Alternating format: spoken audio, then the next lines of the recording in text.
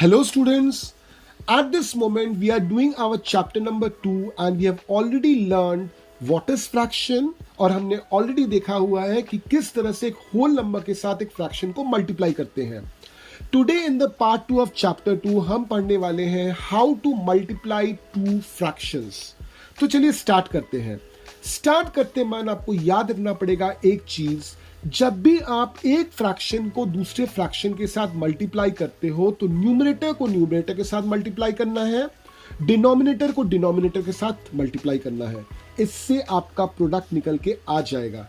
चलिए आते हैं पेज 27 के ट्राई दीस पर. तो वहां पे देखिए हम सॉल्व करते हैं. मान लीजिए क्वेश्चन नंबर 3, 1/7 इंटू 1/2. आपको न्यूमरेटर के साथ न्यूमरेटर मल्टीप्लाई करना है, यानी कि 1 के साथ 1 मल्टीप्लाई कीजिए, बाई डिनोमिनेटर के साथ डिनोमिनेटर मल्टीप्लाई करना है, यानी कि 7 के साथ 2 मल्टीप्लाई कीजिए. तो आपका आंसर कितना निकल के आ रहा है? 1/14. This is the answer. ठीक इसी कॉन्सेप्ट को यूज करके बाकी 3 प्रॉब्लम्स को सॉल्व कीजिए. चले आते हैं एग्जाम्पल 2 पर. Sushant reads 1/3 part of a book in 1 hour. How much part of the book will he read in 2 1/5 hours? तो सुशांत ने 1 आवर में कितना पढ़ा? 1/3 पार्ट. तो 2 1/5 में कितना पढ़ेगा? It is 1/3 into 2 1/5. 2 1/5 को सॉल्व कर लीजिए क्योंकि ये मिक्स फ्रैक्शन है. मिक्स फ्रैक्शन को कैसे सॉल्व करते हैं? 2 के साथ 5 को मल्टीप्लाई कीजिए, प्लस कीजिए उसको न्यूमरेटर के साथ, यानी कि 2 इंटू 5 प्लस 1 विच इज 11, यानी कि ये बन जाता है 1/3 इंटू 11/5. 11 के साथ 1 मल्टीप्लाई कीजिए, इट इज 11. 3 के साथ 5 मल्टीप्लाई कीजिए, इट इज 15. तो आंसर हो जाएगा आपका 11/15 पार्ट्स. ठीक है, चले आते हैं पेज नंबर 28 पर. पेज नंबर 28 के जो पहले ट्राई दिस में हम सॉल्व करते हैं पहला क्वेश्चन. It is 1/3 into 4/5.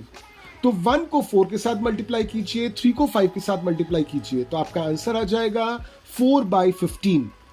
अब सेकेंड वाला खुद से कीजिए. चले आते हैं इसी पेज के सेकेंड ट्राई दिस पर. वहां पे सॉल्व करते हैं सेकेंड क्वेश्चन. 3/4 इंटू 2/3. यहां पे बहुत ध्यान से देखिए, 3 एक बार न्यूमरेटर में है, 3 एक बार डिनोमिनेटर में है, तो दोनों 3 को आप स्ट्राइक आउट कर सकते हो. बाकी आपका क्या रहेगा? 2/4. अब यहां से 2 और 4 को भी आप स्ट्राइक आउट कर सकते हो क्योंकि 2 इंटू 2 होता है 4. तो आपका आंसर क्या आता है? 1/2. अब पहला वाला क्वेश्चन खुद से सॉल्व कीजिए. जब भी आपको फ्रैक्शंस दिए हुए हैं और आपको बोला गया है कि इन दोनों फ्रैक्शंस को आप कंपेयर करिए, तो आपको 2 रूल याद रखना है. पहला रूल है, if denominators are equal then more is the numerator, bigger will be the fraction. यानी मैंने आपको 2 फ्रैक्शंस दिए, 2/3 एंड 4/3. दोनों में डिनोमिनेटर 3 है, तो आप अब कंपेयर कीजिए न्यूमरेटर्स को. तो चूंकि न्यूमरेटर में आपको दिखेगा कि 4 इज ग्रेटर देन 2, इसका सिंपल मतलब होता है 4/3 is greater than 2/3. Clear? Second rule जो है, if denominators are different then we need to make both fractions as equivalent and then compare them using the rule number 1. मतलब suppose 2/3 and 4/5, इन दोनों fractions को मैंने आपको दिया है और आपको बोला है कंपेयर करके बताइए कौन बड़ा है. यहां पे डिनोमिनेटर सेम नहीं है, एक में 3 है, दूसरे में 5 है, so we can not apply rule number 1. हमको क्या करना पड़ेगा? हमको इक्विवेलेंट फ्रैक्शन में ले जाना पड़ेगा दोनों को. कैसे ले जाते हैं? पहले आप डिनोमिनेटर्स का एलसीएम निकालिए. तो 3 और 5 का एलसीएम जब आप निकालोगे आपको एलसीएम मिलेगा 15. तो 2/3 को सबसे पहले हम इक्विवेलेंट फ्रैक्शन में कन्वर्ट करते हैं. कैसे करेंगे? आपको नीचे का जो वैल्यू है वो चाहिए 15. तो 3 के साथ क्या मल्टीप्लाई करने पे 15 आएगा? ऑब्वियसली 5. तो आप न्यूमरेटर को भी 5 से मल्टीप्लाई कर दीजिए, यानी कि 2/3 becomes equal to 2 into 5/3 into 5, that is 10/15. ठीक उसी तरह से 4/5 के नीचे वाले 5 को 15 कीजिए, तो क्या मल्टीप्लाई करने पड़ेगा? 3 से. तो न्यूमरेटर को भी आप 3 से मल्टीप्लाई कीजिए, यानी कि 4/5 आपका बन जाता है 4/3/5/3, तो यानी कि 12/15. अब देखिए एक नंबर आपका बनके तैयार हो गया 10/15, दूसरा है 12/15. अब चूंकि दोनों में डिनोमिनेटर बिल्कुल सेम है, अब रूल 1 अप्लाई कर दीजिए। 12 बड़ा है 10 से, यानी कि 12/15 इज ग्रेटर देन 10/15, यानी कि 4/5 इज ग्रेटर देन 2/3। क्लियर? अब इन दोनों रूल्स को याद रखकर आपको 3 कॉन्सेप्ट्स याद रखने हैं फॉर मल्टीप्लिकेशन ऑफ फैक्टर्स। पहला कॉन्सेप्ट है, अगर आपने 2 प्रॉपर फ्रैक्शंस लिए, प्रॉपर फ्रैक्शन किनको बोलते हैं? न्यूमरेटर कम होता है डिनोमिनेटर से। अगर आपने 2 प्रॉपर फ्रैक्शंस लिए, उनको मल्टीप्लाई किया, तो आपको जो प्रोडक्ट मिलेगा ना, वो प्रोडक्ट इन दोनों फ्रैक्शन से ही छोटा होगा। देख लेते हैं। 2/3 इंटू 4/5 दोनों प्रॉपर फ्रैक्शंस हैं, मल्टीप्लाई कीजिए। क्या कॉन्सेप्ट है मल्टीप्लिकेशन का? न्यूमरेटर न्यूमरेटर के साथ मल्टीप्लाई होगा, डिनोमिनेटर डिनोमिनेटर के साथ मल्टीप्लाई होगा। यानी 2/3 इंटू 4/5 करिएगा तो 4 इंटू 2 होगा न्यूमरेटर में, 3 इंटू 5 होगा डिनोमिनेटर में, यानी कि 2/3 इंटू 4/5 बन जाएगा 8/15। अब आप कंपेयर कीजिए 2/3, 4/5 और 8/15 को, तो सबके डिनोमिनेटर्स अलग हैं, इक्विवेलेंट फ्रैक्शन में ले जाना पड़ेगा। तो हम क्या करते हैं, 2/3 और 4/5 को इक्विवेलेंट फ्रैक्शन में ले जाते हैं। 3 और 5 का एलसीएम होता है 15, तो 2/3 आप लिख सकते हो 2 into 5/3 into 5 which is equal to 10/15। 4/5 को आप लिख सकते हो 4 इंटू 3/5 इंटू 3 विच इज 12/15। तो अभी आपको 10/15, 12/15 और 8/15 को कंपेयर करना है। रूल नंबर 1 लगाइए, तो यहां पे आपको क्या मिल जाएगा? 8/15 is less than 10/15, at the same time 8/15 is less than 12/15, या फिर हम बोल सकते हैं 8/15 इज लेस देन 4/5। तो इससे साबित हो जाता है आपका ये वाला पॉइंट। सेकेंड पॉइंट जो आपको याद रखना है वो है कि अगर मैंने आपको 2 इम्प्रॉपर फ्रैक्शंस दिए और उनका प्रोडक्ट निकालने के लिए बोला, तो इम्प्रॉपर फ्रैक्शन के प्रोडक्ट हमेशा दोनों फ्रैक्शन से बड़े होते हैं। जैसे मान लीजिए मैंने आपको मल्टीप्लाई करने के लिए बोला 4/3 इंटू 5/2, मल्टीप्लाई कीजिए, क्या निकलता है? 4 into 5 that is 20, 3 into 2 that is 6, यानी 20/6।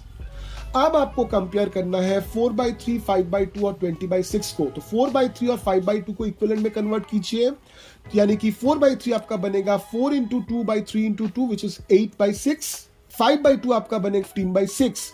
कंपेयर कीजिए, आप पाओगे कि 20/6 is greater then 15/6 is greater then 8/6, यानी कि आप बोल सकते हो 20/6 इज ग्रेटर देन 4/3 और साथ में 20/6 इज ऑल्सो ग्रेटर देन 5/2। चले आइए तीसरे वाले कॉन्सेप्ट पे। अगर आपके पास एक फ्रैक्शन इम्प्रॉपर है और दूसरा वाला प्रॉपर है, दोनों का प्रोडक्ट निकालिएगा, तो प्रोडक्ट जो है वो प्रॉपर फ्रैक्शन से बड़ा होगा मगर इम्प्रॉपर फ्रैक्शन से छोटा होगा। देख लेते हैं एग्जांपल। मैंने आपको मल्टीप्लाई करने के लिए बोला 4/3 इंटू 4/5, मल्टीप्लाई कीजिए, कितना आता है? 4 4 16, 3 5 15, यानी कि 16/15। यहां पे 4/3 इम्प्रॉपर है, 4/5 प्रॉपर है। अब आपको अगर इन तीनों को कंपेयर करना है तो 4/3 और साथ में 4/5 को आपको इक्विवेलेंट फ्रैक्शन में उतारना पड़ेगा। 4/3 को उतारते हैं 4 इंटू 5/3 इंटू 5 विच इज 20/15। 4/5 को उतारते हैं 4 into 3/5 into 3 which is equal to 12/15। तो यहां पे देखिए आपको मिल जा रहा है 16/15 is greater then 12/15, but 16/15 is less than 20/15, यानी 16/15 is greater than 4/5 जो प्रॉपर फ्रैक्शन था, but 16/15 is less than 4/3 which is improper fraction। तो इससे साबित हो जाता है हमारा तीसरा वाला पॉइंट भी। तो चले आते हैं हम सॉल्व करने के लिए exercise 2.2। Question number 1 part A part 2 दोनों ही बहुत आसान है।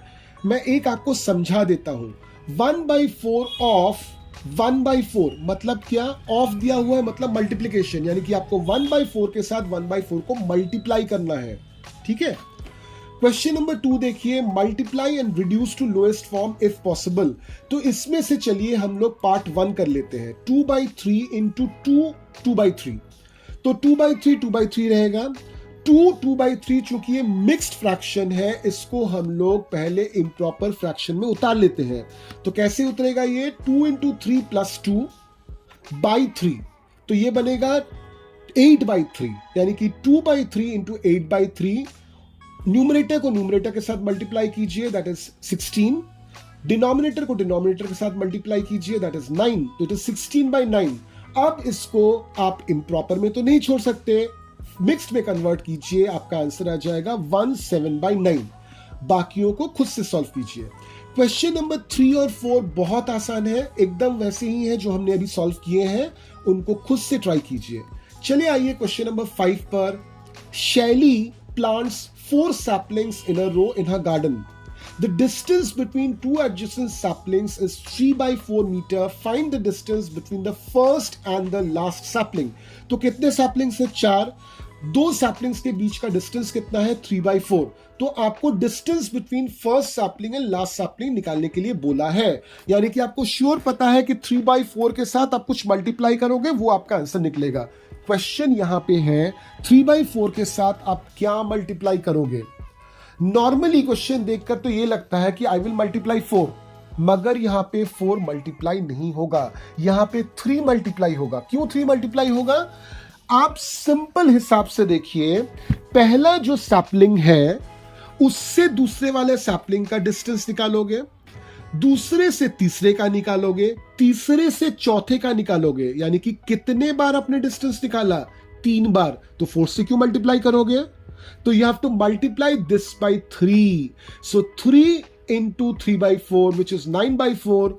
इसको आप इम्प्रॉपर में नहीं छोड़ सकते, मिक्स में उतारिए, so it will become 2 1/4 metre. Clear? Question number 6 पे आ जाइए। Lipika reads a book for 1 3/4 hours every day. She reads the entire book in 6 days. How many hours in all were required by her to read the book? तो एक दिन में दीपिका कितना पढ़ लेती है? 1 3/4। मिक्स फ्रैक्शन में है, इसको आप उतारिए इम्प्रॉपर फ्रैक्शन में, तो इसका इम्प्रॉपर निकलेगा 7/4 ऑफ द बुक। तो 6 दिन में वो कितना पढ़ लेगी? 7/4 इंटू 6। इसको सॉल्व कीजिए, आपका आंसर आएगा 10 1/2 hours। Question number 7। A car runs 16 kilometer using 1 liter of petrol. How much distance will it cover using 2 3/4 liters of petrol? तो 1 litre it is running in 16 kilometre, तो 2 3/4 लीटर में कितना run करेगी? 16 into 2 3/4। तो पहले 2 3/4 को आप कन्वर्ट कर लीजिए एज इम्प्रॉपर फ्रैक्शन, उसके बाद ये मल्टीप्लीकेशन कीजिए, आपको आंसर इसका मिल जाएगा 44 किलोमीटर। बीच का पोर्शन मैंने जानबूझ के आपको नहीं बताया, आप खुद से कीजिए, आंसर आपका आना चाहिए 44 किलोमीटर। चलिए आते हैं क्वेश्चन नंबर 8 पर। Provide the number in the box such that 2/3 into this number is equals to 10/30. ये वाला कॉन्सेप्ट बहुत आसान है, this is multiplication is reverse of division वाला कॉन्सेप्ट। तो if we use this concept हमको क्या मिलेगा? 10/30 के साथ आपको रिवर्स करके मल्टीप्लाई करना है 2/3 को, तो 2/3 का उल्टा करोगे क्या आएगा? 3/2। तो 10/30 के साथ आप 3/2 को मल्टीप्लाई कीजिए, आपका आंसर आएगा 5/10, यानी कि स्क्वायर बॉक्स में कौन सी वैल्यू आएगी? 5/10। इसी क्वेश्चन के पार्ट 2 में देखिए, simplest form of the number obtained is. अब 5/10 को आप और सिंपल तरह से लिख सकते हो, 5 के साथ 10 स्ट्राइक आउट हो जाता है, तो 5/10 आपका बन सकता है 1/2। क्वेश्चन नंबर 8 के बी में आइए, सेम तरह का क्वेश्चन है जो हमने ए में देखा था। 3/5 into a number in the box is equal to 24/75। Same concept use कीजिए, multiplication is the reverse of division, तो यहां पे आपका आंसर मिल जाएगा 8/15। 8 के बी के 2 में आइए, simplest form of the number obtained in the boxes, तो हमको क्या नंबर मिला है? 8/15। 8/15 को आप नहीं और सिंपल कर सकते, तो 8/15 8/15 ही रहेगा। तो इससे हमारा डिस्कशन खत्म हो जाता है on the multiplication of 2 fractions. But let's say मैंने आपको एक फ्रैक्शन दिया और उसको किसी होल नंबर से या मे बी किसी दूसरे फ्रैक्शन से डिवाइड करने को कहा, how will you do that? So let us learn that concept in part 3 of chapter 2। Till then keep learning.